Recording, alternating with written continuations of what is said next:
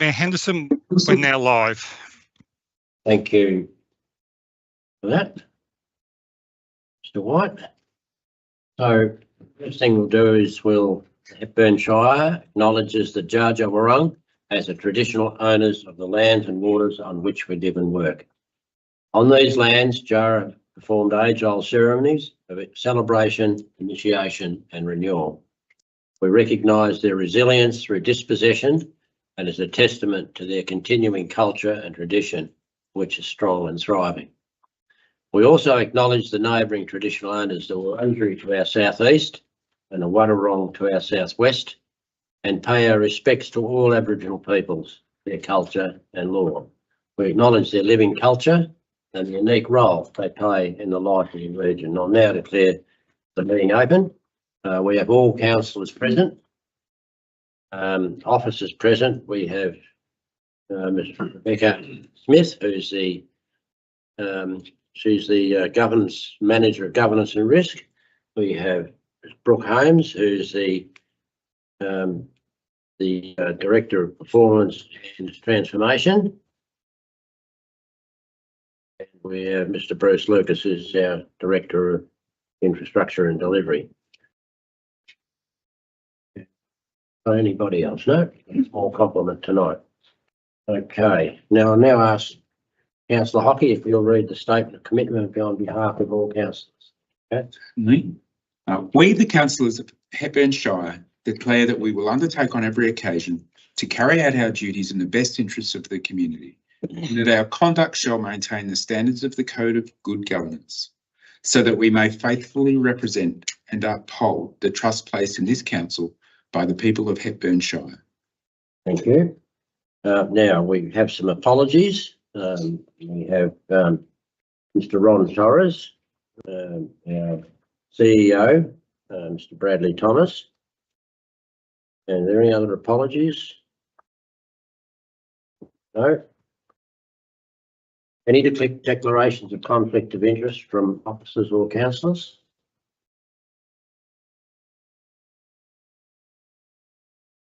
I'll now move to item 5. It's the confirmation of minutes.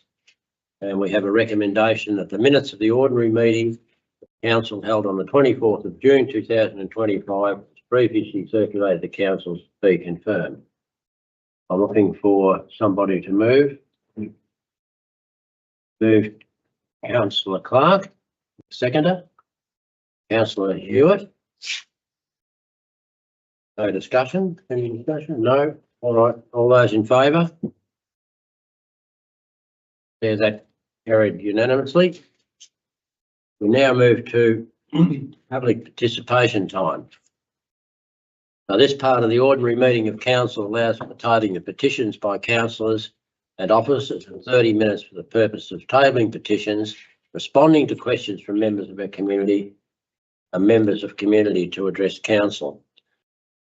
I think we all know that we need to be respectful and we need to make sure that our behaviour towards each other is courteous and that people need to be quiet during proceedings. Interjecting or taking part in the debate, verbal abuse, harassment of councillors, members of staff and ratepayers, or threats of violence is regarded as inappropriate behaviour. So, number 6, public participation time. So, we have the first item, 6.1, petitions. There are no petitions for tonight's meeting. 6.2, there are no requests to address council. 6.3, questions. I will read out the responses to questions taken on notice from the last meeting and then read out and respond to new questions received in accordance with council's governance rules. We'll now hear questions received in accordance with council governance rules. So Mr. Lucas will read out the questions. Thank you, Mayor. We have 3 questions this evening. Question 1 and question 2 are from Taz Musfaradis, Jack Nancaro, Jason Cook and Tom Harvey. Question 1 reads, would council consider joining the Rainbow Cities network? The Rainbow Cities Network is an international entity, and being part of the network would require resource allocation and reporting requirements annually.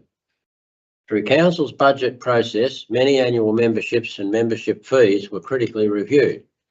Council is not proposing to join the network and pay the approximate $2,000 membership fee at this stage. However, we continue to advocate and support a healthy and inclusive community where all people, regardless of background and stage of life, have an opportunity to participate and thrive as detailed in our council plan, and we work towards implementing our Rainbow Action Plan. Question 2. The same authors is, would the council consider installing a rainbow crossing in Dalesford? Yes, Council has investigated the idea previously and has yet to find a solution for a product that can be implemented that is cost effective and meets the Council's responsibilities under the Road Management Act 2005 and Victoria's traffic regulations. A pedestrian crossing is considered a major traffic control item requiring approval from the Department of Transport and Planning. An unsignalised pedestrian crossing is required to have white markings. Council is continuing to explore options that may include roundabouts or other locations that might be more cost effective and achievable. To this end, we actually have rainbow bollards at our crossing in Vincent Street. And what we will do is we'll continue working on this issue, and we'll keep our LGBTQI plus QA plus committee advised of any progress. Question 3. Question 3 is from Faye McGee, and it says, the award of Victorian Top Tiny Tourism Town for 2025 to Trentham has highlighted the irony of our information desk at the Mechanics Trentham not being regularly staffed, and particularly not on Saturdays and Sundays. Would council officers please make arrangements for a meeting with local community members and volunteers to find the best way to reinstate the visitor information desk at the Trentham Mechanics on weekends when most visitors are in town? Okay, so in the short term, we encourage people who are keen to volunteer to complete an application form via the Hepburn Shire Council website. In the near future, we'll look at other opportunities to encourage volunteers, including hosting an information session. We now move to item 7, officers' reports. At 7.1, surplus land for possible disposal, including potential supporting affordable housing locations. And this will be done, person to do this report is the Director of Infrastructure and Delivery and the Director of Development and Community. So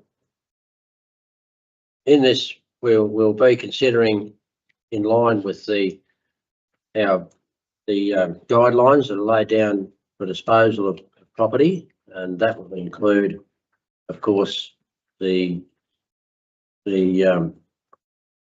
undertaking of public consultation as to whether or not we should be selling land and for what purpose. So councillors have reviewed the short list of potential surplus land, whether any properties may be appropriate to dispose of, affordable housing. 2 tables attached in this report contain the details of council-owned land. So there's 2 tables there, councillors, and this is being done in accordance with the disposal and acquisition of land policy, council policy number 93(c). And a council decision is required for the land to be considered to be declared surplus in order for the statutory process to commence. So, Mr. Lucas. Happy to take any questions, councillors. This report outlines a body of work that we've done to review our property portfolio, identifying properties that are potentially surplus for council's needs, and also considering the option for those properties that may be available for use or consideration for use to support affordable housing projects. There are 7 properties presented this evening 3 which are identified as potential candidates for affordable housing options, and a further 4 properties that are proposed for sale. The process, the statutory process referred to by the Mayor, requires council to consider to declare the intent for the properties to be declared surplus, and then that triggering a community engagement process, which would then be reported back to council for further consideration and final decision. Thank you. Any questions, councillors? Councillor Dryling. Thank you. Through your chair, Ms. Lucas. I'm just, really pleased to see this come to council in this manner, in the way that it connects the sale of this land to the issue of affordable housing. And I'm just wondering if you could just sort of elaborate a little bit in terms of the background work and the significant work we've done in this area through the appointing of a sustainable affordable housing officer, and the strategies and policies that have gone into place to bring us to this point, and the important link of this sale to the affordability issue. Thank you, councillor, and through the Mayor. In considering the potential disposal for properties from the portfolio, council has, through its adoption of the affordable housing policy, endeavoured to try and find solutions or options that support affordable housing projects. We've put that lens over all of the properties that may be potentially declared surplus, and tonight's report identifies 3 potential candidates. 2 of the 3 are probably slightly smaller than ideally would be provided for affordable housing projects. However, they also are adjacent to Crown land, and there is some scope to enter into discussions with state government to supplement council's allotment to support a bigger affordable housing project. So it's a body of work that we've done. Council's got a policy on the position, and we will continue to explore those options with different projects such as this one. Thank you. Councillor Hood. Thank you, Mayor. I'll direct my question to Mr. Lucas, and it's really one of process. In your introduction, Mayor, you referenced the council policy on the disposal of such assets, and Mr. Lucas has made a reference to it as well. The report indicates that officers have undertaken a council property assessment project, and it's through that project that these 7 properties have been identified. And the report goes on to say that in accordance with policy, council will obtain valuations and act quite rightly through all the requirements of our policy.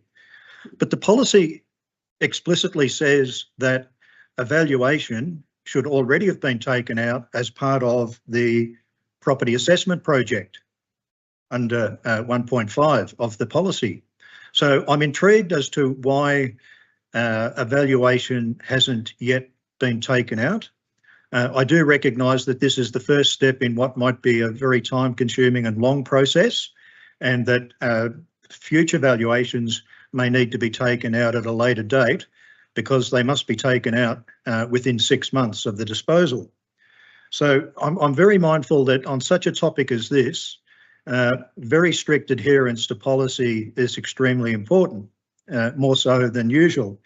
So it's somewhat intriguing that in a report like this with 7 pieces of property, there's not $1 figure in the entire report. So I don't know whether we're contemplating selling $1 million worth of land, or 10 or 15 or $20 million worth of land. So my question is, when will valuations be taken out? And in accordance with policy, why haven't they been taken out already? Mr. Lucas. Thank you, councillor, for the question. Councillor, I'll be able to confirm, and I don't have the information at my hand this evening around valuation process. I would anticipate that valuations will already be in place as part of the preliminary work that has been done. And as the Councillor Hood has rightly indicated, when the property disposal process takes 12 to 18 months typically, we'll probably need to get a number of valuations through that process to be compliant with policy and to also be compliant with the state requirements or legislation. In terms of declaring what that valuation is, we wouldn't typically do that at this point in time, and that valuation would remain confidential through the process. Any further questions, councillors? Councillor Ewart? Yes, Mr. Lucas, I have a question. The report has identified 3 properties that potentially are useful for affordable housing. 79A Raglan Street, Dalesford, 26 Raglan Street, Creswick, 10 Camp Street, Clunes, Camp Hill site. And you said that 2 were slightly smaller than would normally meet that criteria, but they're close to Crown land. They're the Creswick and Clunes sites, I presume. The Dalesford site is the site that has land bordering Doctor's Gully, and it's got a gorge and a river. How have officers determined how much of that land is likely to be available to be built on, and what the potential is there for the number of affordable houses, or any sort of house for that matter? Thank you, Councillor Hewitt, and through the Mayor. The size of the property at 79A Raglan Street is just over 7,700 square metres, and officers' preliminary assessment would be that there would be about 2,500 metres of that would be suitable for development of some kind. How many houses might that include? That has not been assessed, and that is something that would be invited to be provided to council should council ultimately end up releasing an expression of interest process. And that might even bring into question the 2,500 square metre of developable space. Some creative design might allow a larger footprint, or some conservative design might actually decrease the footprint potential. Councillor Clark? Thank you, Mr. Lucas. Just in relation, and I know that the properties have been identified as, so I just want to reaffirm my understanding. You've talked about a number of sites that are affordable housing. At this point in time, does that restrict council to choosing affordable housing, or can actually council make other choices pending the results from community engagement? Through the Chair, thank you, Councillor Clark. Council have the discretion to make other decisions. So if it so chooses, and can choose to put all certain properties up for straight sale, or could choose to explore other potential uses. Given council's policy position on affordable housing and the work that officers have done, we are recommending 3 be considered for potential affordable housing, but the discretion is with council. Great, thank you. Appreciate the clarity. Any other questions, councillors? If there are none, I'll be looking for a recommendation. You have an officer's recommendation. Councillor Cornish, you have a... Yes, I do. I have an alternative motion to the officer's recommendation. I'll read that out. You have a motion rather than an alternative one, just it'll be your motion. Yep. And removing a motion. Yep. Okay. Dot point 1. The council resolves that the properties in table 1 and 2 are considered surplus to council's needs and will be proposed for disposal. Dot point 2. Authorises council officers to commence the process to potentially dispose of the properties in table 1 and 2, including the possibility of disposal of the properties in table 1 as affordable housing. This will be in accordance with the disposal and acquisition of land policy and involves a period of community engagement, with a further report to be considered at a council meeting later in 2025. Dot point 3 confirms that in the event of a further decision to dispose of the nominated properties, table 1 properties will be dealt with via an expression of interest process, and table 2 will be sold on the open market. Dot point 4 confirms that in the event of a further decision dispose of the nominated properties, it is proposed that the proceeds of the potential sales, less the cost of disposal, will be invested in the establishment of a grant co-contribution and support financial reserve as proposed in Council's financial vision, designed to assist Council in meeting co-contribution requirements associated with a range of external funding opportunities, included but not limited to grants and partnership programs. Point 5 directs the Chief Executive Officer in the development of guidelines for the administration of the grant co-contribution and support financial reserve, including but not limited to eligibility criteria and assessment methodology. Just bear with me. Categories B, categories of support including grants.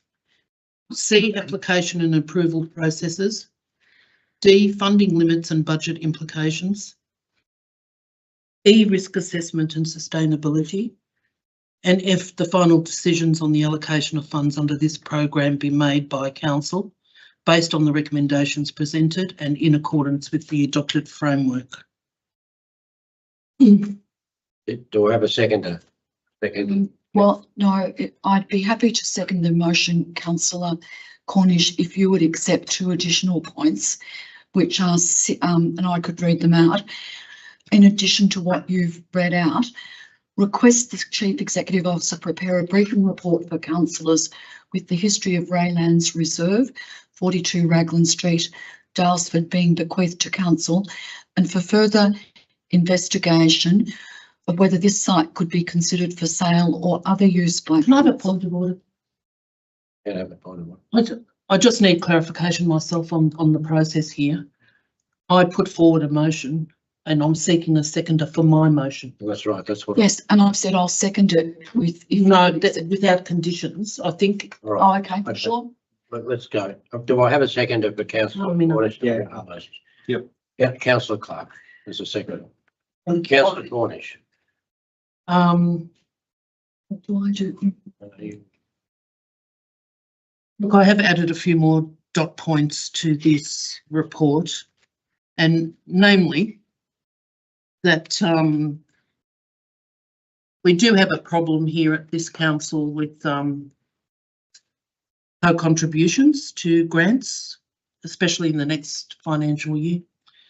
And I felt that we needed a very transparent and open process for the community and for council to be able to identify where the funds from these land sales actually go. And it's very important. And hopefully we will see as a council a line item in the budget for our community and ourselves regarding the funds if the land was, the sites were to sell. So it puts council in a much better position to be able to co-contribute with grants. There are many external grant programs where council is required to co-contribute a portion of the total project cost. The requirement can act as a barrier, particularly for the smaller rural councils with limited financial resources. Establishing the co-payment support fund would enhance equity and transparency while enabling a broader access to grant opportunities, supporting projects that align with council's strategic objectives and deliver positive outcomes for the community. It's very important that, in my view, and hopefully it's shared, that council's in a better position to be able to realise some projects, especially in the next 12 months. But the other change here, as compared to the officer's recommendation, is that council will make the decisions, not council officers. That's not to do with any mistrust factors. It's just that I believe that the community would like council to see council and make these decisions regarding the allocation of funds and where the funds are to be distributed as far as a co-payment or support with other programs. This particular fund or reserve is not limited only to grants funding. It is open to other funding where required, but council will make that decision. And it could be something like emergency funding if we have a bushfire or flood situation. And so it's fairly open, but the priority is grants, grant funding, co-contribution, but it leaves it way open for other considerations. As far, just very quickly, if I have half a minute extension. As far as affordable housing goes, in my motion, I have not, and I'll make it very clear, I have not excluded affordable housing. Affordable housing, the word priority has been changed from the officer's recommendation to possibility, meaning that when a report comes back after the sale of these properties, council will definitely consider the affordable housing option because it is possible. That's all I have to say. Thank you. Thank you. Councillor Clark. Look, yeah, I'm very supportive of the motion. I think it's important that as a council we look at our assets and how we actually make them work for our community. And this is the commencement of a process.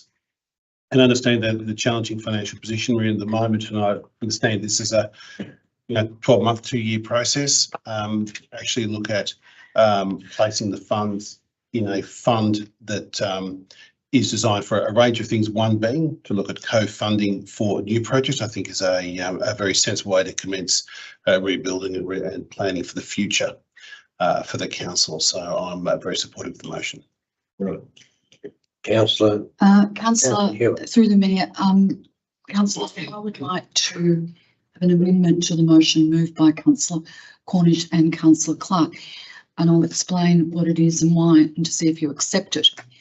What I would like to add is a point 6, which is that we request the Chief Executive Officer to prepare a briefing report for councillors with the history of Raylands Reserve, 42 Raglan Street, Daylesford, being bequeathed to council, and for further investigation whether this site could be considered for sale or other use by council. And a point 7, requests that the Chief Executive Officer actively collaborates with the Good Grub Club Daylesford, who currently have a short-term lease at 79A Raglan Street, Daylesford, to identify suitable properties and assist in their relocation. Now, the reason... Sorry, a point of order. Yep. First, do I need to accept that No, no. before speak? You've moved a motion. Yeah. Oh, no, I've put up an Amendment. amendment. Do I have a second? Do I have a second? Oh, I think you're asking me. No, I'm asking you if you accept it. Yeah, I can ask if she's Can I ask accepted if it. you accept that? Yeah, I do accept it. What about you, Councillor Clark? Yes, I'm comfortable. Okay, well then that becomes part of the That motion. becomes part of the motion. Okay, any other councillor wish to speak? No, I think you wanted to speak. Can I speak to why I've added that?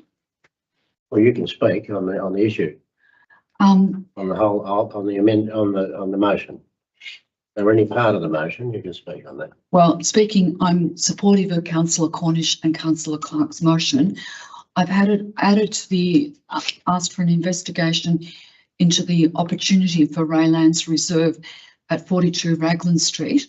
I don't know whether that is surplus land or is able to be sold, but I am aware that it was bequeathed to council by Betty Ray for the use of Birchwood residents.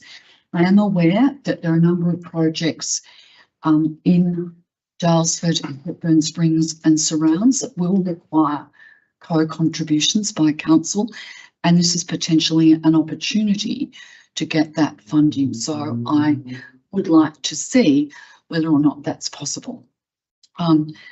In terms of the Good Grub Club, the Good Grub Club was not able to continue at its original premises.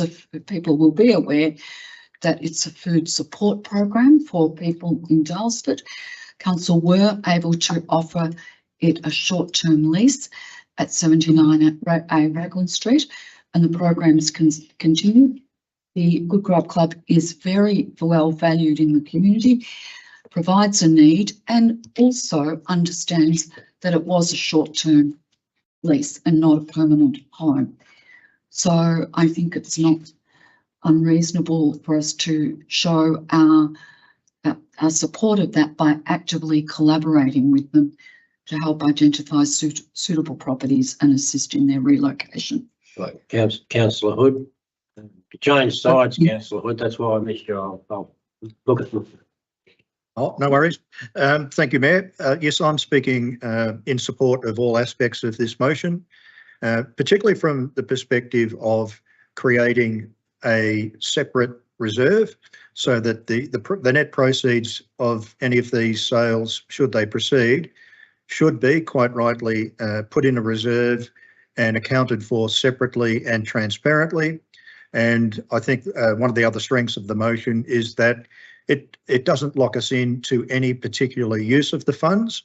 Obviously, the possibility of affordable housing is earmarked as a key purpose, but so too is our capital works program. And given council's financial outlook, I think it is wise to proceed with these disposals, given that they've been identified as surplus to needs, and particularly that a separate reserve be accounted for quite separately. So I support the motion. Thank you, councillor Hood. Any other councillor? Yep. Councillor Dryly. Thank you, Mayor. I'd like to also move an amendment. Councillor Cornish, I would suggest that we go back to the original intent of the motion by including the words, including the proposal to dispose of the properties in table 1 as affordable housing as a priority, not as a potential, but as a priority. Would you accept that? No, I don't. You move it as an amendment if you want. It won't be accepted just as a. Given that it's not accepted, I'll just talk to the motion. Okay. That's, yeah. Okay, councillor Dryly. While, I'm very supportive of a fund being set up, given our financial situation, having it clearly defined and earmarked for co-contribution, I think is a very sensible thing. I'm finding it difficult to support this motion because it walks back the intent of the recommendation around affordable housing. Possibility is not priority, and it's I think that it's very disappointing that at this important time, when we know how the impacts of cost of living are affecting our local community, and particularly around the vagaries of housing, rental affordability and homelessness, that we should be presenting this as a priority. And that's where we have been moving for several years with the policies and strategies that we've been working towards. And this is a major opportunity for us to showcase our commitment to the affordable housing project. And I'm concerned that without the priority listed, that this is just a way of stepping back from our commitment in a roundabout kind of way. And it's I would be keen to see that that this issue does remain a priority, and I'm again disappointed that we have lost our housing officer through our budget process, and this is I'm sorry, but I can't. I would support the original motion, but not this. Thank you, councillor Dryly. Any other councillor wish to speak? I'd only just say that I share those concerns. I'd wonder why we would be doing that at this time, stepping back from that. Well, so given that we've had a speaker against, councillor Cornish, I'll give you the right to close the debate. Yes. The intent of my motion was not to discredit affordable housing. The affordable housing component considered as a priority is actually specifically towards the sale of this land, and to attract developers that, and discussion with council officers, with potential buyers as to developing affordable housing and discuss affordable housing options. But that doesn't, with the word possibility, that will still occur, but it doesn't make it the only emphasis on that land. Because if we're going to limit ourselves, as I see it, to prioritising affordable housing, then we may find it difficult to sell that land. But with the possibility of affordable housing, it's still in there for discussion with potential purchasers.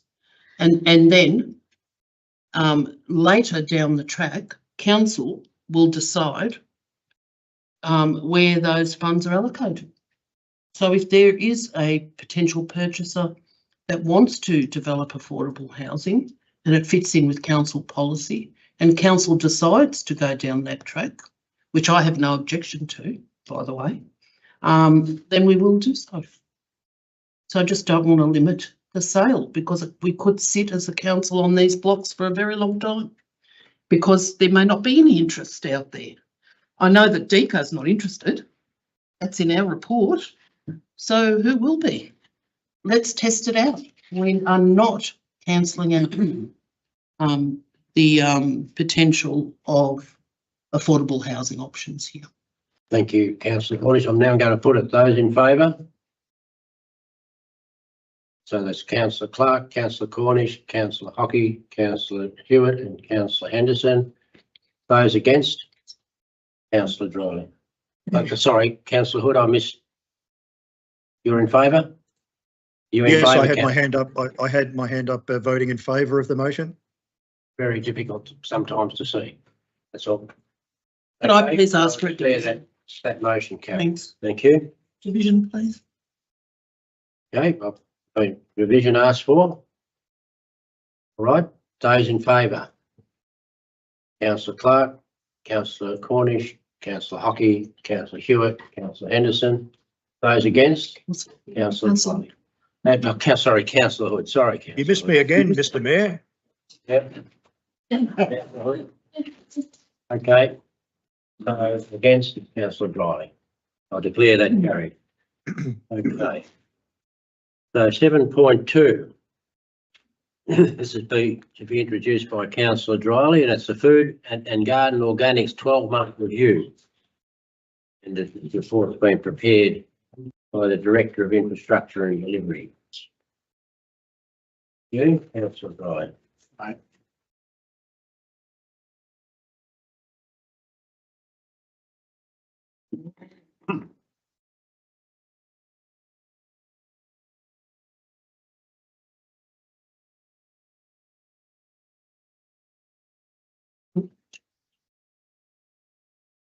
Sorry, Mayor, I'm a little bit thrown by the last item. Introducing 7.2, which is Food and Organics 12-month review. And I'm just, I'll read the office recommendation because it does summarise some of the real achievements that we've seen through the 12 months. It notes the outcome of the 12-month review of the Food and Organics curbside collection service, which includes a 24% reduction in landfill disposal and a 57.3% landfill diversion rate. There's been a collection of 1,264 tonnes of organic material and avoidance of approximately 790 tonnes of CO2 equivalent emissions. C, there's been acknowledges the community satisfaction with the current waste services provided from feedback received. And D, 40% of curbside landfill can still be recycled through mixed recycling and food and garden organic streams. And 2, endorses the continued implementation and refinement of the food and garden organic services, including A, ongoing targeted education and engagement activities that support residents in maximising use of the food and garden organic service and managing landfill capacity more effectively. And B, exploring expanded use of compost across council operations with a dual focus on enhancing council managed open space and giving back to the community. So council is committed to undertaking a review of the food and organic service at the 1-year anniversary of service implementation. As part of this review, council invited community feedback on the current service through a resource recovery survey between 28th of April and 19th of May this year, which received 102 contributions. Of this, 58 of the contributors responded to their township service. Council's review of the service evaluated the service's performance against 5 key objectives that reflect council's strategic, environmental and community priorities, such as to provide a cost-effective service to meet the resource demand for most households, to meet community priorities, provide the least environmental impacts, and meet state government legislation. I won't go through all of the report, but Thank you. it might be just, oh, yeah, It is an introduction. You will have a chance to speak. yeah, sure. All right, so we've heard that. Now, any questions, councillors, of our officer? I actually have a question of myself. Do we actually think that 58 people out of a 10,000 or thereabouts residences in our shire, at least 8,000, is a good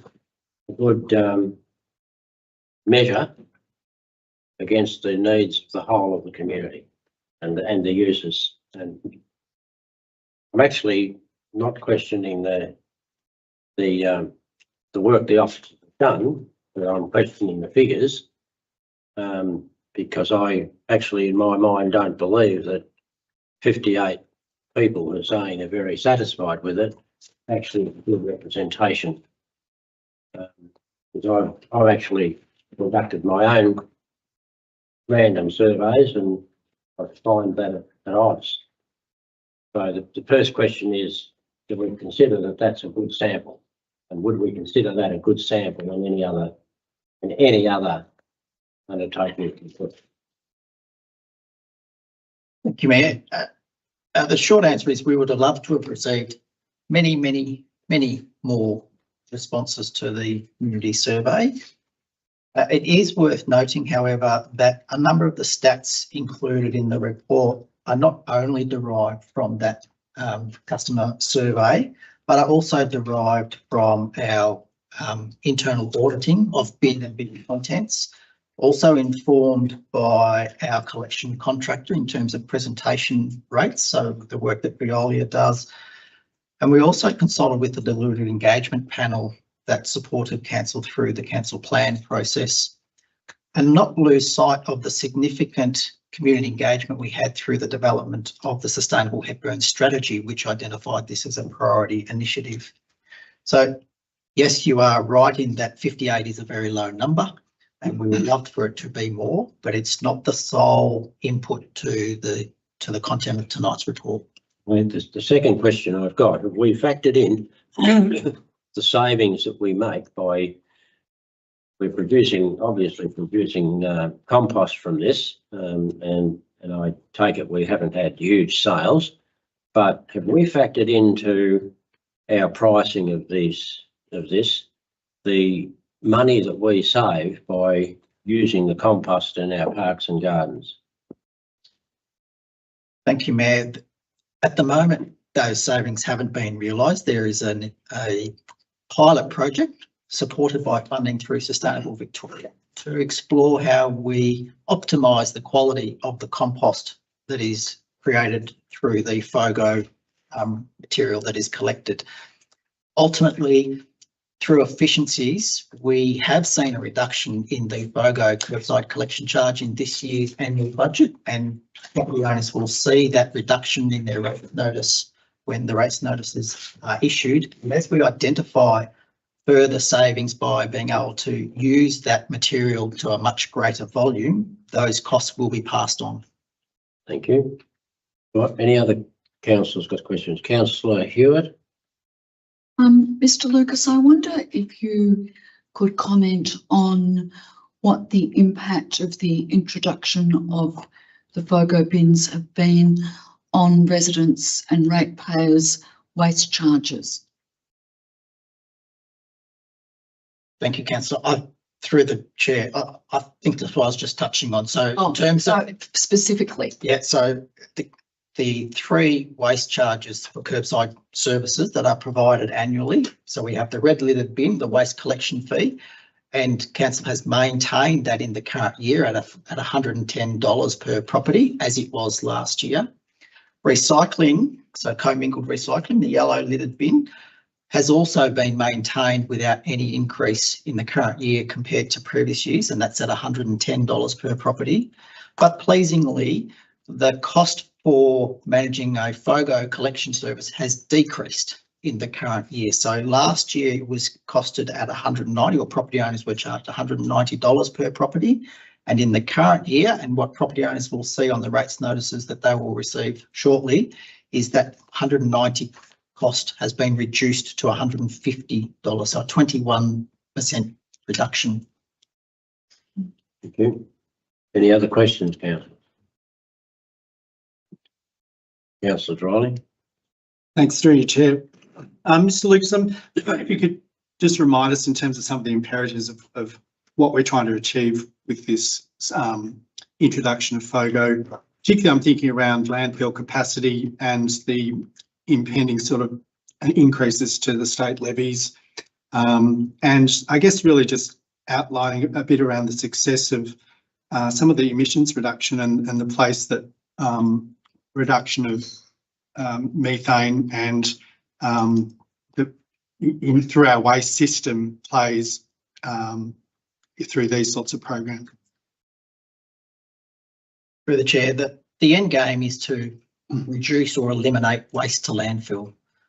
So the cost for a unit of waste to go to landfill is rising exponentially. And just if I look at state government's landfill levy, that has increased by 100% in the last 5 years, and we anticipate that continuing to increase at a significant rate.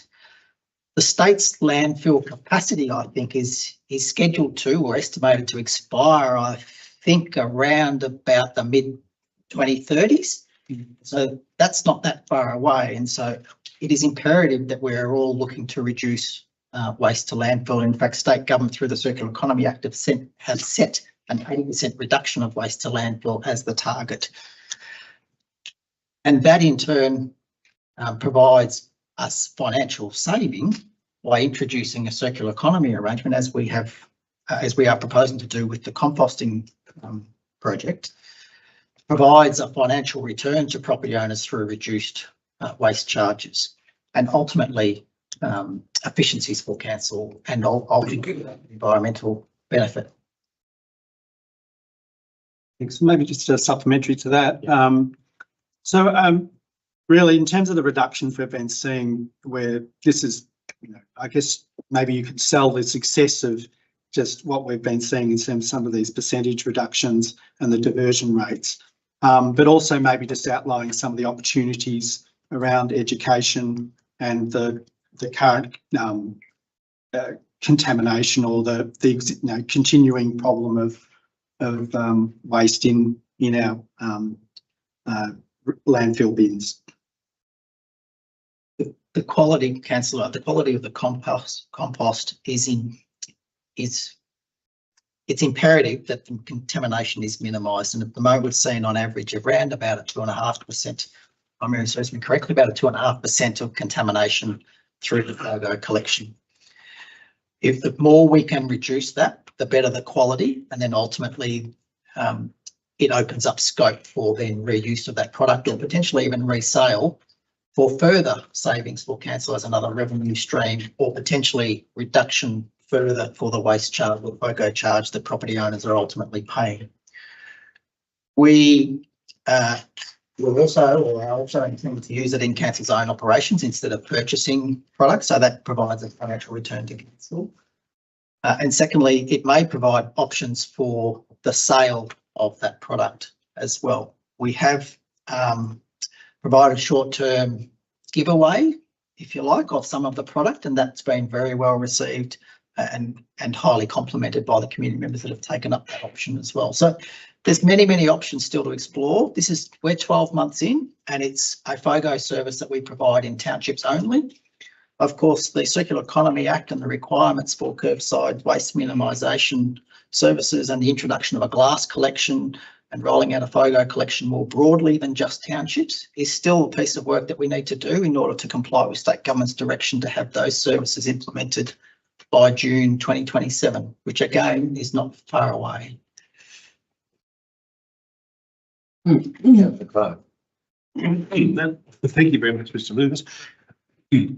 Just noting and just building on Mayor Henderson's comment just around some of the engagement, and I do note that you indicated there are other sources as well. 102, I think, responses represents approximately 1%. I'm wondering, will it be possible for future assessment process, as I think this will be ongoing, that there could be a bit of a review or an exploration of how we might look at increasing some of the responses, understanding that there's no magic one for this stuff. But I think if we can make some proactive steps for improvement, that would be great.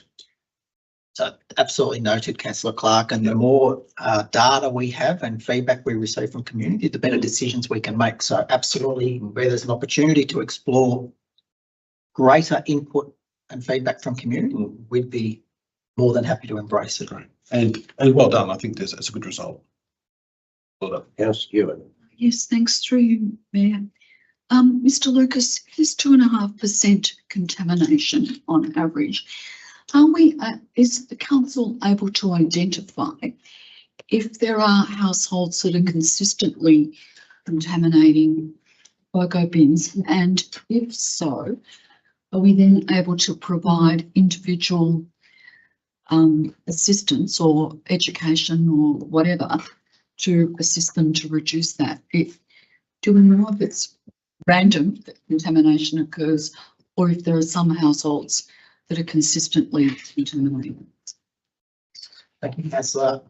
We do know that there are some properties that are consistently contaminating, whether it's FOGO or the yellow lidded commingled mixed recycling. And we have taken steps to try and work with those property owners through education material, a letter, and other points of contact to try and educate and help facilitate that. We know that there is, I think it was outlined by Councillor Drolly in the introduction, there's a percentage of material in the red lidded bin, for example, that can go into the yellow or the green lidded bin, and sorting out the material into the right streams provides greater capacity than in the waste bin for the larger families, and where that might be of concern. Yeah. So just one more question from me, Mr Lucas. Mr Lucas, considering that we've just rolled out the FOGO service and we don't have a complete bin collection throughout the Shire yet, and will be required to do so, as I understand it, by 2027, what's the likely effect of a small rural Shire with large distances between bins for that not to actually decrease, as we've been able to do, but in fact, could that further increase the costs of all of our waste services, including FOGO, even to areas where traditionally now we don't need a FOGO service because people out in the country compost and so on. So that could that potentially see a spike getting towards 2027 where we're unable to absorb the cost of greater distances and required by pickup? It's a really good point, Mayor. And yes, it may have some financial implications. It all hinges on receipt of state government's service guidelines, and we are eagerly awaiting those guidelines. There were draft guidelines circulated to the sector last year, and Blackburn led a submission to those draft guidelines on behalf of the GBAC group of councils, and we also provided our own submission raising some of those concerns, particularly for a glass collection service, for example, which may actually be cost prohibitive. Some councils are looking at monthly collections or even greater periods, but depending on what the requirements are of the state government guidelines, will then directly influence the cost of that service to roll out at a curbside. Okay, thank you. Right, councillors, we've just about questioned ourselves out, so I'm looking for somebody to move a motion. Councillor Hockey. Yeah, just to speak to it, No, we haven't spoken. We haven't moved it yet. no. So I'm happy to move. Happy to move the officer's recommendation. Yep. To Councillor Riley, seconded. Okay, Councillor Hockey. I was just going to comment in general that I appreciate the comments about the small survey numbers, But in the course of my term on council, I haven't had a single resident raise concerns about the FOGO service. So if by inference that means people are happy, I know that's a big leap to make that assumption, but haven't had it raised as a concern by a single resident. Councillor Drylie. Yeah, similarly, I personally haven't had a lot of feedback negative to the rollout of FOGO. It's really a celebration, I think, in terms of the success of this program and the dedication of our officers and the community to see this positive transition happen.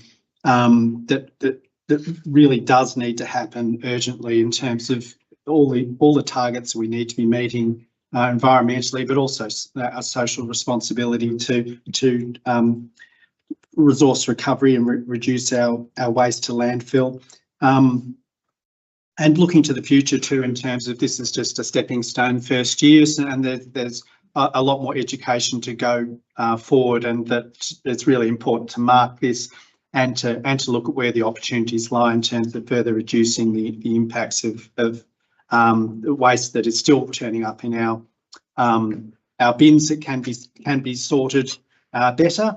But also looking to the soft plastics trial, which is happening 25-26, a textile drop-off at transfer stations, reusable products, vouchers, and the subsidised pet poo composters, which are all listed as current and upcoming initiatives. So there's a multi-pronged approach, which I think is a real testament to the sustainable focus and energy in our shire.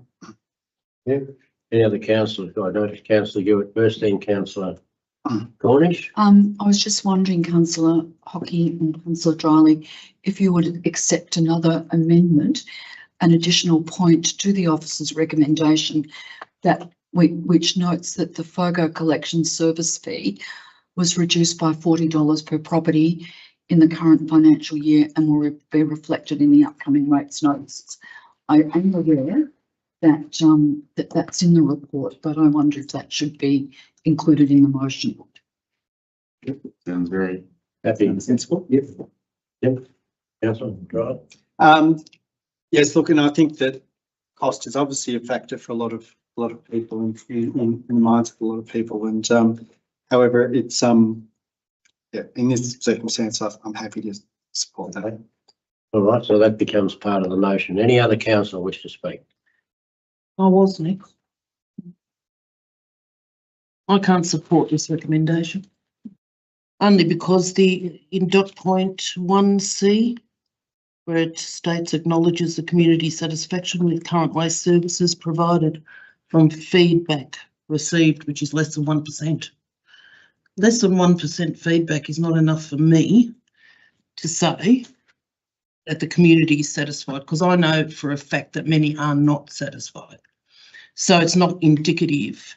That's not, look, I'm not pointing the finger at anyone, but the thing here is we could consult differently and receive much better figure than over 100 people responding out of 10,000 people that could respond. So it's not indicative of customer satisfaction. So that's my basis of that. And I would prefer to see if we can consider at some stage, which I will raise through a notice of motion, that the consultation regarding FOGO and our general collection, be it recyclables and also landfill, that a small survey is put in with the rate notice with a 1 to 10 satisfaction rate and a return prepaid envelope where people can put that in an envelope and send it off. And I'm sure we'll get quite a huge response from that, because it's right in people's faces. Not everyone's on social media. Not everybody is actively involved in council business, but they're actively involved in paying their rates. That's all I have to say. Yeah. I just speak to the motion. I just moved the amendment. I didn't speak. Oh, you haven't spoken. Motion. Can I? Of course you can. Look, I'm in support of this motion. I think that it's very positive and exciting that we have managed to keep recycling and landfill costs down. I think that as Councillor Hockey and Councillor Dryly have outlined, this is actually about aiming to reduce landfill for all the reasons you've outlined. It does involve behaviour change, and that is always difficult. And I know personally that it has led to behaviour change in my household. It's not been easy, which is why I think that I would be interested in us looking at where the contamination in the bins come from and proactively trying to address this. There is capacity in the bins, according to this, for increased, for people to sort it better. And that would seem to me to be the direction where we need to go in the future while continuing this, which does allow each individual to contribute to some of the take personal responsibility for some of the environmental issues that we're facing, instead of leaving it to someone else. So I think it's been a great initiative and I support the motion. Councillor Hood. Thank you, Mayor. I too support the motion as it stands, but I do acknowledge my colleague's observation that whether it's 102 people responding or 58 is very, very minor. So the inclusion of 1C in the motion is somewhat distracting, and I'm not putting much weight on it at all. Clearly, that's a statistically irrelevant number of people responding, so we can't really put any weight on that. What we can put weight on, though, are the other compelling statistics, that there's been a 24% reduction in landfill disposal and 790 tonnes of CO2 equivalent emissions have been avoided. They're pretty convincing statistics, so let's not get distracted by the minute amount of survey respondents. And the intention of the motion is to continue on with what's been a good initiative. It's obviously been effective and successful. And the fact that 40% of landfill can be more properly put into recycling certainly adds weight to the ongoing targeted education, because it can be improved significantly more. So it's got my vote. All right then, councillors, since everybody's to go, if you want to close the debate. Well, I was just going to say, Mr. Mayor, is there a case for removing item C from the motion? If Councillor Dryly will support that. Debated it now. Pardon? We've already debated it now.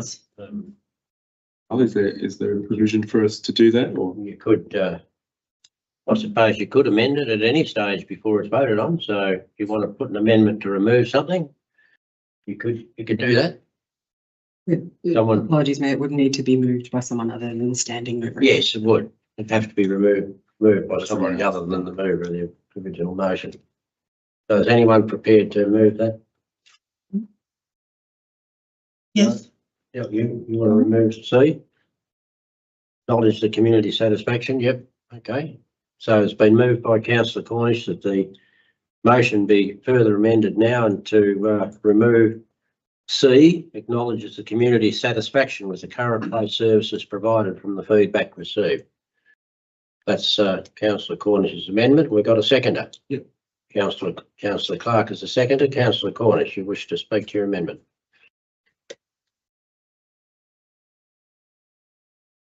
I don't know if I really could add much more, except that also organics, if they were sent to landfill, also are compostable at the landfill site too. So, I mean, this is a state government initiative that costs the ratepayer quite a bit of money. And I think that we could do roads, rates and rubbish. The rubbish component of what council is responsible for could be done better. These figures are okay, but I'm still not convinced that they are entirely accurate because of the amount of feedback and also the small amount of compostable material that's collected. So compared to what could be collected if everybody was committed to it. So there's a lot of underlying issues here. but I will support it if the motion, if C is removed. Thank you, councillor Hockey. Councillor Clark. No, just to reiterate councillor Hood's comments. No, I'm fine. Any other councillor wish to buy into this one? Yeah. Councillor Dryling. Look, I'll speak against it because when you read C, it's actually correct, acknowledges the community satisfaction with current waste services provided from the feedback received. So that's factually correct from the community, from the feedback that was received. There is a high level of community satisfaction. Secondly, the undermining of confidence in council processes is unnecessary, and it's a form of white anting. I think that has unfortunate kind of roll-on consequences, and I think we need to be very careful about how we pitch that. Any other councillor wish to deal with this amendment? I just want to say that I support Councillor Dryley's comments on this. I think you're correct. It is factually correct. The acknowledges community satisfaction that was provided from the feedback received, and I think that you're correct in it's, as Councillor Hood pointed out, the figures are good and it does undermine council processes. So whilst I think that the FOGO service has been fabulous and served its needs, I think it's unfortunate that this amendment's been put. What? Councillor Cornish? No, spoken. No, nothing. All right, I'm going to put it. Those in favour of the amendment, which is to remove 1C. Those in favour? That's Councillor Clark, Councillor Cornish, Councillor Hood, Councillor Hockey and Councillor Henderson. Those against? Councillor Drylee and Councillor Hewitt. I'll declare the amendment carried. So now we have the amendment. We have the original motion minus item C. So I'm going to put that. Those in favour? Sorry, we're voting on the motion. Voting on the motion. Minus C. C. We'll see. Minus C. We already did that, sorry. No. All right, so in favour is Councillor Clark, Councillor Cornish, Councillor Hockey, Councillor Drylee, Councillor Hewitt, Councillor Hood, Councillor Henderson's against. I'll declare that carried.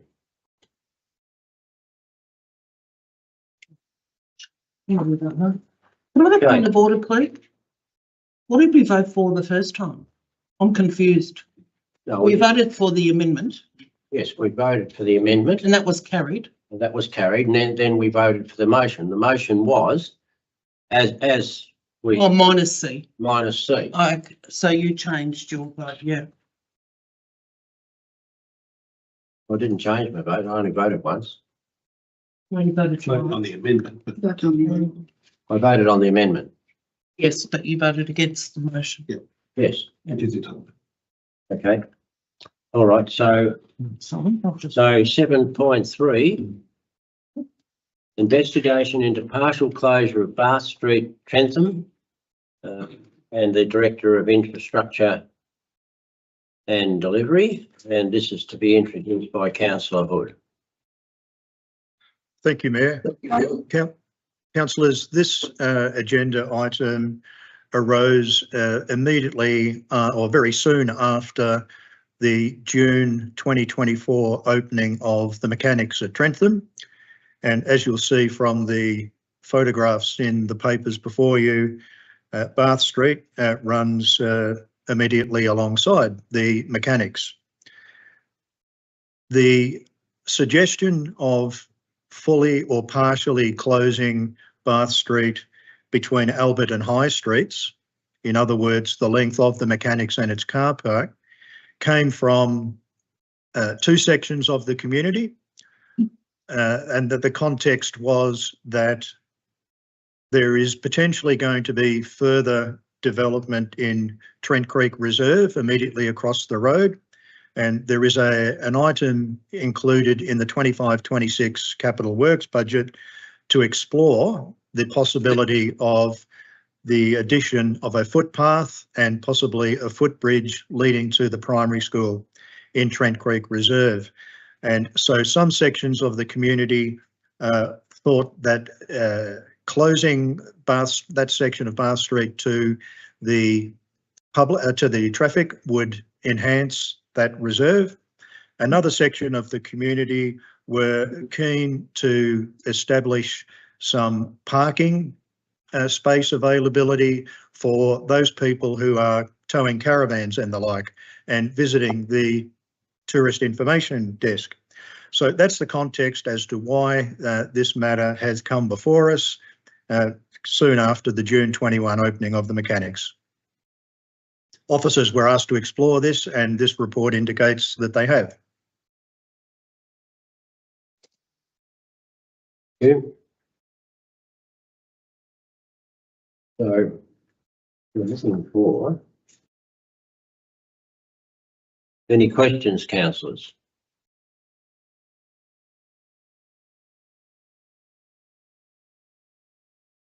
Yes. Councillor receives the information. Okay, councillors, are there any questions about this as a result of Councillor Hood introducing this matter? If not, I'm looking for a motion. Yeah, I've got a question. Yes. This is a question to Mr. Lucas around priorities and how we make decisions around these sorts of projects, given that we've had other projects on our books in Creswick, for instance, around the master planning for the main street, and obviously in our tight financial situation, this is, you know, one of several. Councillors, the short answer to the question is there was a motion from council directing staff to or officers to explore this and bring a report back, and this is what tonight's report does. So just a question from me then. If this were to be, say, rolled into waiting for the Trent Street project, how would that be funded? Councillors, it will depend on what treatments are ultimately considered. So the work that was referred to by Councillor Hood for the Trent Creek Reserve, I understand, was funded from the Open Space Financial Reserve. And so if there were works that are compliant with that opportunity, then that would be certainly an option to explore for funding of whatever the option might be. If it's more road-related infrastructure, then it may not fit the requirements of that open space reserve, and so other sources of funding would need to be explored. Right, so, okay. Any other questions? Okay. And I take it that reserve, that open space reserve money could only be spent in Trentham or Colaban Ward, I take it. Yes, so the funding, the income that is generated from developments that goes into our open space reserve, council have a commitment to ensure that we track where it's generated from and that we have committed to spending it back in the area or the townships in which it was generated from. So any income that is derived from Trentham would then be reinvested back into the Trentham area. And some of that money would have been carried over from the old Colaban Ward. Correct. Yes, okay. Thank you. Okay, so councillors, if there's no further questions, we've got a motion. The council receives the information provided in this report and acknowledges not to progress with the partial closure of Bath Street, Trentham at this time. I'm looking for a motion from anyone about this item. Yes, Mr. Mayor, I've prepared a motion which I believe can be displayed on the screen. And the motion is that council receives and notes the information provided in this report and resolves to consider its options on the partial or full closure of Bath Street between High and Albert Streets when evaluating the budgeted capital works project for Trent Creek Reserve. Okay, do I have a seconder for that motion? Seconded, Councillor Cornish. Councillor Hood. Thank you, Mayor. Look, I fully appreciate the work that officers have already done to gather statistics and evaluate the options. My observation in putting this motion forward is that there is no compelling urgency to make a decision, a binding decision either way right now. Therefore, I'm not at all comfortable with saying that nothing will be done. I think it would be premature and unnecessary to make that decision. Given that we have got a budgeted item to do some research work later this financial year on what may or may not occur in Trent Creek Reserve, then to my way of thinking, it makes perfect sense to wait until that work is done and consider all of it together, given its proximity and that we're talking about the same section of road and immediately across the road from the mechanics. So effectively, I'm saying let's evaluate it when we evaluate the other work that may or may not happen in Trent Creek. Yeah.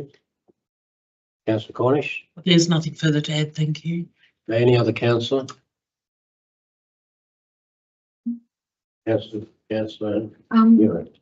I do remain concerned because I take the intent behind Councillor Riley's question about how we determine what is a priority. The report says that the full closure from High Street to Albert Street is going to cost 240,000 to 290,000 at the moment. Partial closure is going to cost restricted access one way or the other, 130,000 or 155,000, including parking, and no change to the existing conditions, but doing something in High Street and with additional parking could cost 120,000. I acknowledge Councillor Hood's comments about, well, why decide now, make it as part of Trent Street Reserve, but it does concern me that somehow that then makes it a higher priority than some of the other projects that have been for street and area fixing up that have been around for a long time and haven't had this push. So I do remain concerned about it. You, any other councillor? Councillor Dryling. Look, I'm supportive of the intent of the motion in terms of the, getting areas that are less car dependent and more pedestrian friendly and connected to other areas of proximity. I think that's a really good aim, and my concern, as I've mentioned, is around priorities and seeing that we do have a process to, and I know that we do, given the significant amount of work done with the hub. Obviously, one might think that this could be a priority, in the coming years rather than within the short term. Okay. Any other councillor? So if there's no one else, Councillor Hood. Yes, I will briefly exercise the right of reply, because I'm a little intrigued by both of those last two comments, because I've made no suggestion whatsoever as to timing or priority. I'm making the observation that there is a $30,000 item in the capital works budget this year to investigate possible footpath and footbridge in Trent Creek Reserve. And what I'm saying is I'm hitching this project onto that, and that it be considered at that time. I'm not at all suggesting that it increases its priority over anything else. I haven't said that at all. The Trent Creek Reserve project is going to be evaluated at some point anyway, because it's in this year's CapEx budget. So I'm not suggesting any change in priorities. It's a piece of work that was going to be done in any event. And I'm just saying in this motion that the investigation of what, if anything, to do with Bar Street should be part of that overall process. Okay, thank you, Councillor Hood. I'm now going to put Councillor Hood's motion. Those in favour? That's Councillor Councillor Clark, Councillor Cornish, Councillor Hockey, Councillor Riley, Councillor Hood. Against? Councillor Hewitt's abstaining and I'm supporting it. So that's one abstention. I'm going to declare this carried. Thank you. Review of policy 64(C), complaints policy, directive performance and transformation, and this is introduced by Councillor Hewitt. Thank you, Mayor. Section 107 of the Local Government Act requires us to prepare and adopt a complaints policy, and our existing complaints policy was adopted in October 2021, and so it's due for review. The Local Government Act is prescriptive about what the policy must include, and our proposed approach to complaints in the policy is with the Ombudsman's recommendations.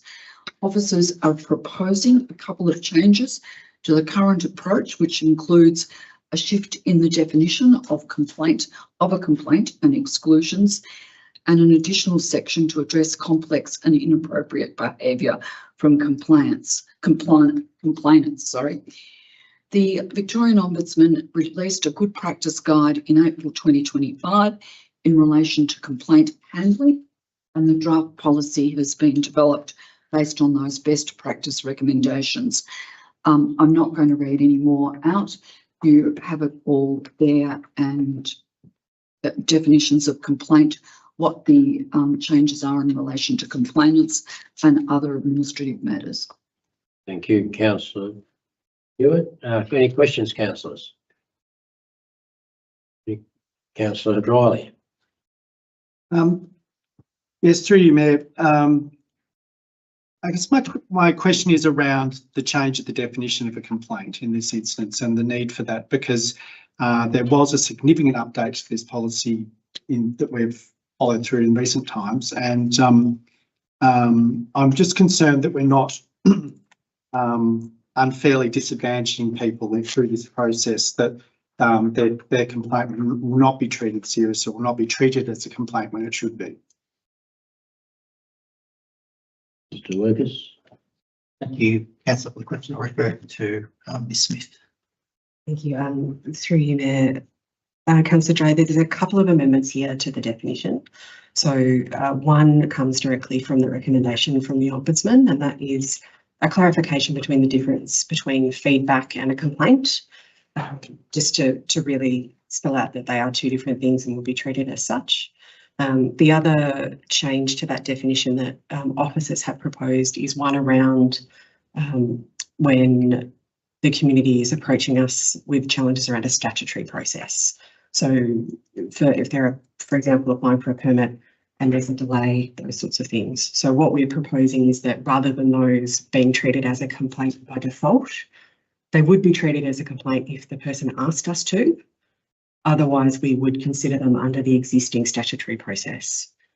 So there's still that opportunity that if someone is having a challenger with like intervention, that is available, but it just stops it falling into the definition when that wasn't the intention of the person. Any other councillor? If not, I'm looking for a motion.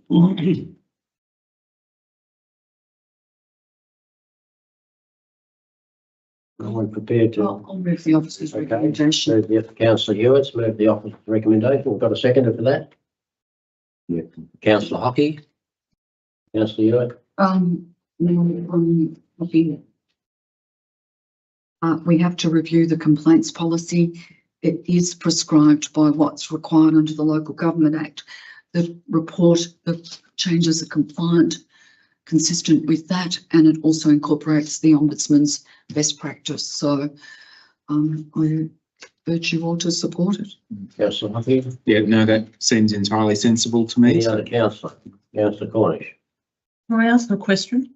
You can ask a question at any time. If you want. Are the complaints presented to council? Through the Mayor, the complaints aren't directly presented to council, no, they are included in quarterly reporting that we prepare for the Audit and Risk Committee, which also comes to council with that agenda. But are the details of the complaints reported to council? Only at a high level. So they're grouped by business area and kind of the theme of the complaint. So whether it's an issue with someone not getting a response or whatever it might be. But further detail than that isn't provided for privacy reasons. Oh, I asked the question about it being brought to council. It can be brought to council in a confidential report. Therefore, would the privacy reasons still be relevant? I would not consider that sharing the details of each of those complaints with councillors would be part of the processing of those complaints. So would therefore be a breach of the Privacy Act. That would be my position. Because councillors aren't involved in the process. Oh, sorry, by detail, I mean not the person's name and address. I mean the nature of the complaint and how many complaints and the area. So that is already included in the corporate. So that's already in the to the Audit and Risk Committee. So councillors already received that. Thank you. All right, councillors, anyone else wish to debate the issue? If not, I'm going to put it. Those in favour of the recommendation: Councillor Clark, Councillor Cornish, Councillor Ockey, Councillor Friday, Councillor Lewis, Councillor Henderson and Councillor Hood. So that carried unanimously. Okay. Now we move right along to recommendations from the Audit and Risk Committee meeting held on the 16th of June 2025. And of note is that Councillor Clark's introducing this. I'll be very brief. These are the confidential draft minutes, which are just for noting by the council. They are yet to be confirmed properly at the next meeting in September, and also noting the confidential notes that came from that meeting as well. Thank you. Any questions, councillors? No questions. I'm looking for I have a question, Mayor, please. Sorry, councillor. Thank you, Mayor. My question to officers, my reading of the Audit and Risk Committee's June report is that it made one recommendation to the councillor group, and that was that council's former landfill sites and other land contamination issues be included on council's risk register. So my two questions are, have those matters been included on the risk register? And if so, what rating has been given to the likelihood and consequence of those risks? Thank you for the question. Is that confidential? Yeah. Apologies, through the Mayor. Thank you for the question, councillor. We are currently completing the next round of reporting against our risk register. So it is the intention that that update will be made in the update that comes to the Audit and Risk Committee for the September meeting. Point of order, Mayor. Is it meant to be in our confidential section? Yes, it was. It is. Yeah, it is. All right, so moving right along. Sorry, point of order, Mr. Mayor. Point of order. The matter before us asks us to note the recommendations from the Audit and Risk Committee, and that clearly was a recommendation from the Audit and Risk Committee. I didn't completely hear Ms. Smith's response to my question about have those matters been included on the risk register, and what rating were they given in terms of consequence and likelihood? Thank you, councillor. Thank you, councillor Hood. So officers are completing risk reporting at the moment.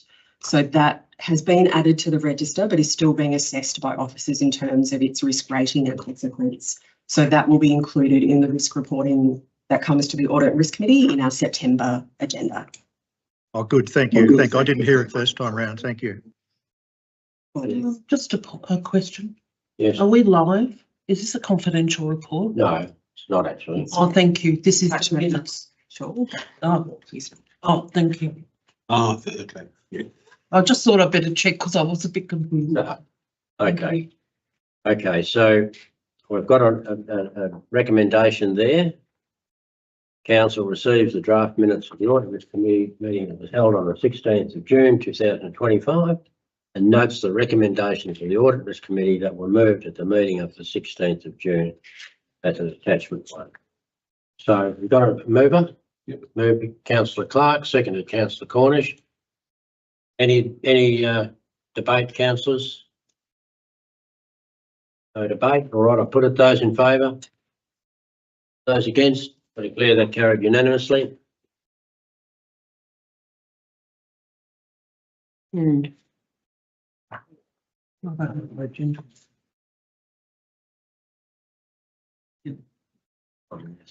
just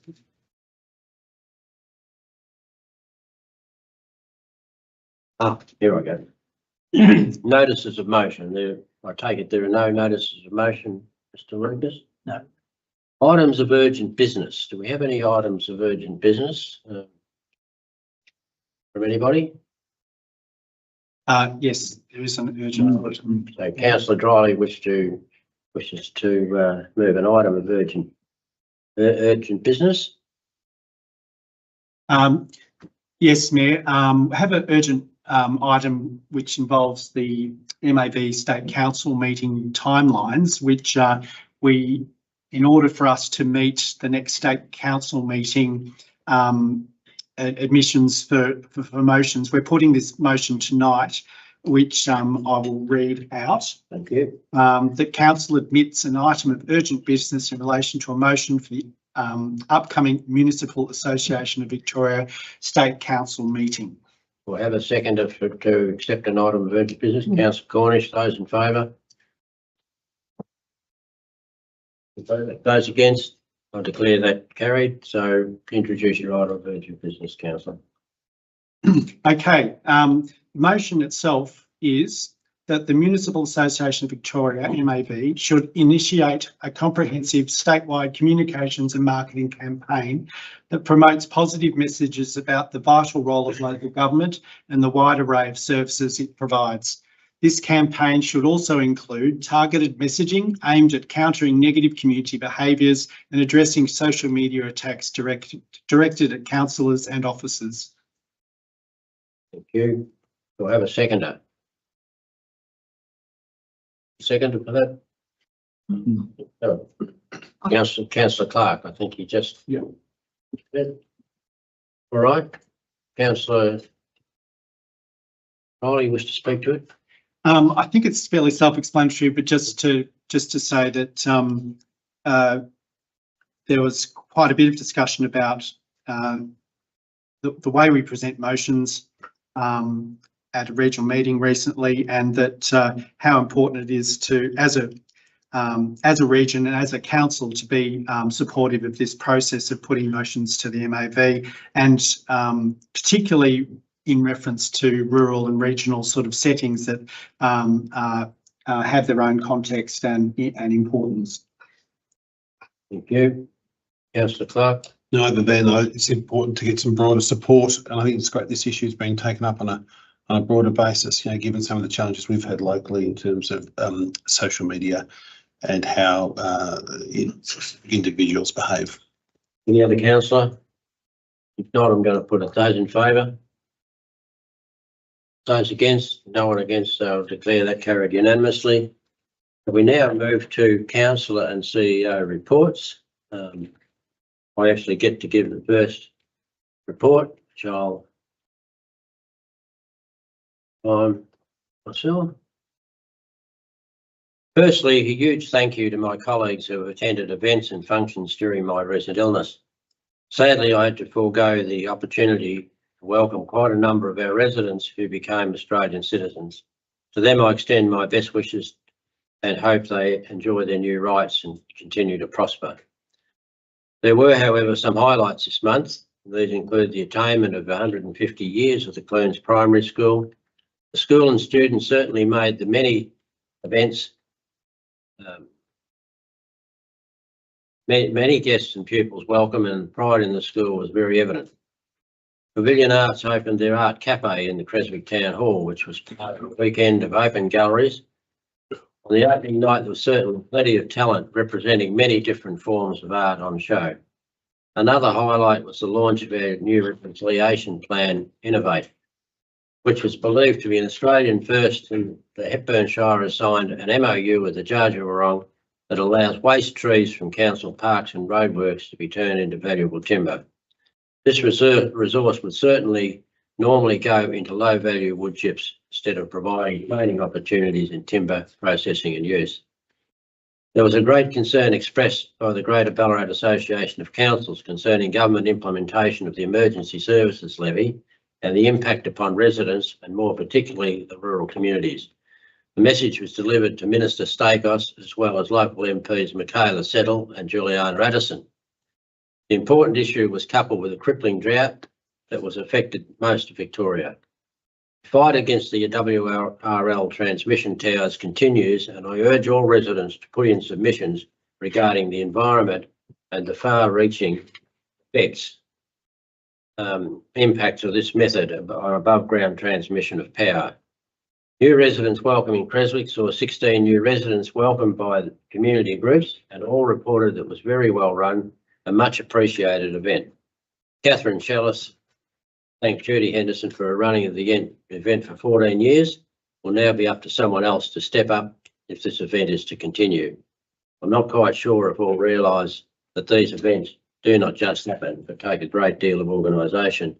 And lastly, I think I speak on behalf of everybody to see it's a very sad thing to see that we no longer have Michelle Dove, who's worked at this council for over 13 years and has looked after additional councillors. As difficult as we've been at times, has always managed to get our diaries right, get us to events, make sure that we've been very well looked after. And I certainly have appreciated not only her being a colleague, but a friend over that period of time.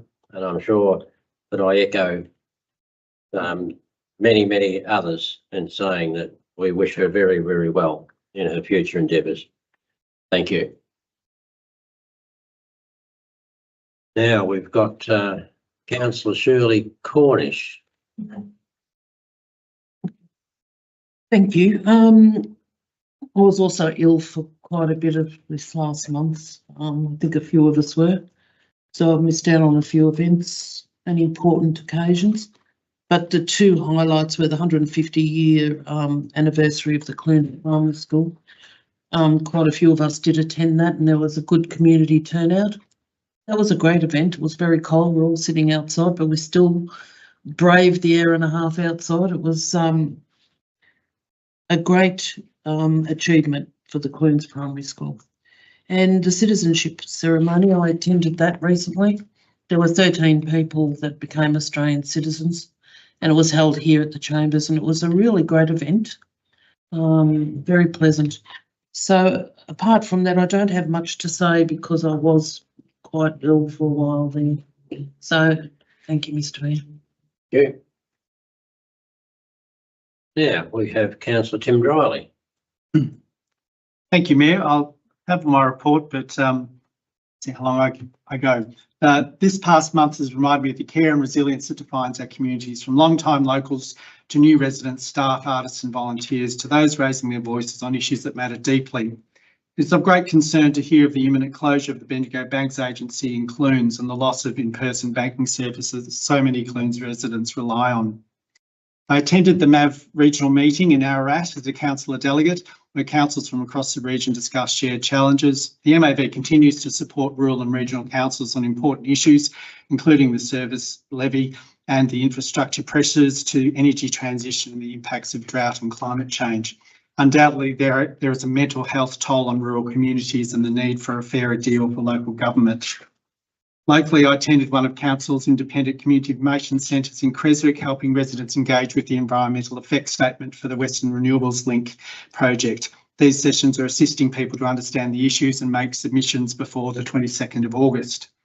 It was also a joy to attend the official opening of the Pavilion Arts Trail in Creswick, a celebration of place creativity and community connection. And also I joined the Colloons Primary School 150th anniversary ceremony honouring generations of education and care.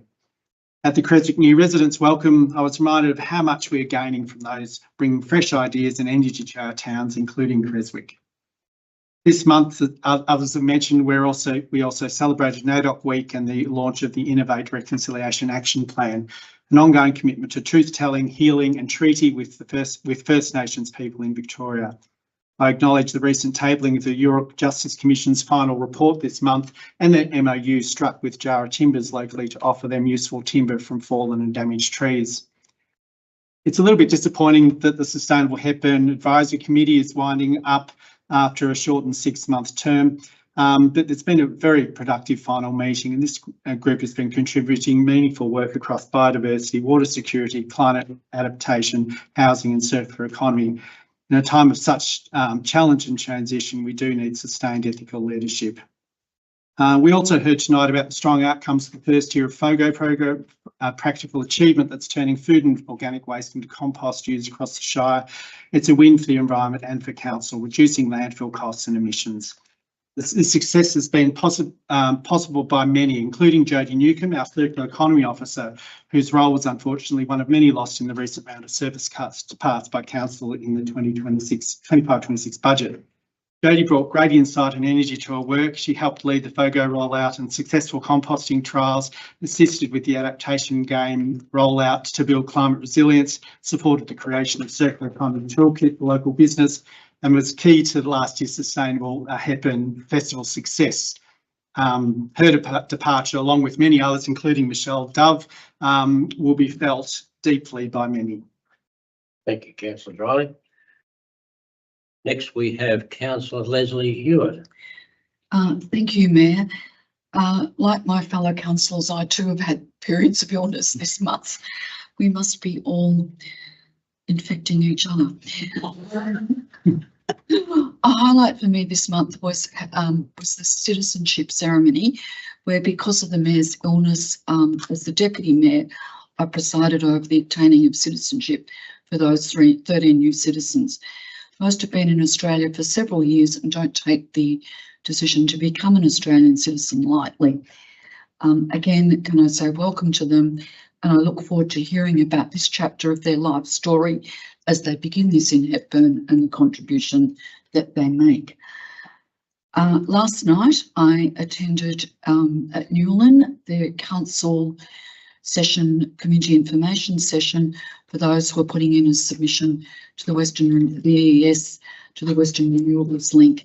And like the Mayor, I would encourage people to make those submissions. It was a small session, but the officers provided very useful information. The group were very engaged. It's a very tight timeline, the 20th of August, and council submission will come to us councillors in August. Mr Torres has got us an extension for that. It was really significant hearing the impact on individual people along and their businesses along that route. And as you know, council's not opposed to renewables, but is opposed to the current route and the fact that it's overground. Again, like other councillors, I went to the NAIDOC Week celebration, celebrating our new RAP, Innovate, and the MOU with Jarrah about access to council trees, and it was very positive to see such a strong community turnout. I also attended 2 webinars put on by Local Government Victoria about local councils' roles in developing the economy and also council community engagement, and happy to report on that later, because certainly some of the experiences of other councils in terms of community engagement mirrored some of the difficulties and limitations that we have. I'm happy to discuss that later, in more detail later. Like the Mayor and Councillor Darley, I want to thank Michelle Dove, who's left for 13 years. The Mayor's outlined what her contribution has been. She's always been helpful to councillors and also to community members, but I personally owe her recognition for the support that she gave me when I became and not only a new councillor but a first-time mayor, and she certainly has gone what I consider to be above and beyond what she needed to do in terms of support, not just for myself and other councillors, but the community. And like the Mayor and Councillor Dryley, I wish her well. Thank you. Thank you very much, Councillor Hewitt. Councillor Hockey. Mr Mayor, my report appears in the agenda and I'm happy to table it. Thank you, Councillor Hockey. Councillor Brian Hood. Thank you, Mayor. I'd like to use my report tonight to give a shout out to Council Officer Bridget O'Brien, who heads up the Economic Development team, and also pay tribute to our partners at DMT, Daylesford Macedon Tourism, led by Steve Rowe, who, among others, helped Trentham win in the Tiny Town Tourism Awards for towns with population below 1,500. They put together an excellent submission, a brilliant video, and it really helped showcase what Trentham has to offer. Obviously, locals here in Trentham and all of the traders are particularly happy with that win, and hopefully it does lead to some economic benefit tangibly, which would be nice. But it's great recognition for what Trentham has to offer to visitors, particularly with the forests and walking trails and the natural environment here, but also the wide range of eateries and the very warm welcome that locals give visitors. So tremendous win, just as it was last year for Daylesford in the 5,000 population category. It was a great recognition for the Shire now that two of its towns in successive years have been successful in what is such an important part of our local economy. So I'd like to pay tribute to DMT and to council officers led by Bridget, who did a brilliant job putting that together. And like my colleagues, I also extend my thanks to Michelle Dove for the excellent work that she has given over many years supporting councillors, and wish her all the best. Thank you, Councillor Hood. Councillor Tony Clark. Sorry, Timmy's snoring down. He's going to deliver. No, just a short report. There have been a number of things that have noted. The NAIDOC week was excellent. I won't go into that. That's been well covered. Just to build on the Citizenship Award, I thought that actually had an excellent vibe. I think that was really good. It was also really nice to be able to participate actively in that process, and it was a real honour. So I really enjoyed that. Just think it's worthwhile noting as well, we did have an information session for the bike trails, and I think it's important to note that the bike trails are, while they are, there's no question they are successful and they're doing a wonderful thing. There are still some challenges with teething problems and around the traffic management, which are being actively explored, which I think is great. And I also just want to compliment the officers. I've had a lot of community feedback about the what to do in an emergency in the first 72 hours from quite a number of the local community. So well done to everybody on as well. Thank you. Oh, and also I too want to also acknowledge Michelle and wish her all the very best. Thank you, Councillor Clark. Okay, so we now move to the Chief Executive Officer's report, and as we know, we have it here before us, and it's included in the minutes. Unless Mr. Lucas, you'd like to supplement anything that Mr. Thomas had to say? No, ma'am. If not, I'd be looking for a motion that council receives and notes Chief Executive Officer's report. I probably forgot to have the council officer's report. So perhaps we can go back to the council reports. I can go back to that. The council receives and notes the mayor's and council's reports. Councillor Hockey, seconded Councillor Hewitt. Those in favour? All. Okay. Bear that carried unanimously. Sorry about that. The brain's not operating at full speed. I've now got a recommendation that the council receives and notes the Chief Executive Officer's report for July 2025 as included in the minutes. Moved Councillor Hewitt, seconded Councillor Hockey. All those in favour? Carried unanimously. Okay, we now move to the closure of the meeting to members of the public to deal with confidential items, and the closure of the meeting pursuant to section 66(1) of the Local Government Act 2020. Council or delegated committee must keep a meeting open to the public unless council or delegated committee considers necessary to close the meeting to the public because of circumstances specified in subsection 2, brackets 2 applies. The circumstances detailed are the meeting is to consider confidential information, or for security reasons, or is necessary to do so to enable the meeting to proceed in an orderly manner. And I have a recommendation that in accordance with section 66(1) and 66(2)(a) that the Local Government Act, the meeting to be closed to the members. So, I have a motion for that. Yes, move Councillor Hewitt, second Councillor Hockey. Those in favour? Yeah, that carried unanimously. Right. And the recommendation here is that council, according to local meeting, be closed to members. And 1.1 is the appointment of the Independent Audit and Risk Committee members. I'll now declare and the approval of expenditure over the financial delegation of public liability. I'll now declare the meeting closed and move on to the confidential items. Thank you, Thank Councillor you. Henderson. I'll stop the stream and then I'll come back to you when we're ready to go. Thank you.